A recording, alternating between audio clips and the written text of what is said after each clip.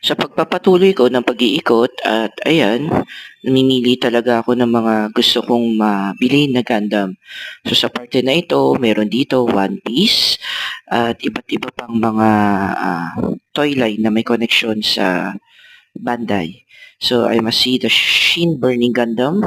Pwede ko rin sana mabili pero hindi ko type. Pero kung makikita natin, dito ako'y masayang masaya kasi I feel like I'm happy in my day off. So, kailangan din natin kasi minsan ng iba pang mga outlet o mapagkakalibangan dahil yun nga, in adult life, talagang nakakapagod, nakaka-stress ang mga trabaho. At buti na lang at pasalamat ako dahil merong Gantla na magbibigay tulong sa atin upang maibsan natin ang anumang mga pagod at mga lumbay sa ating mga buhay.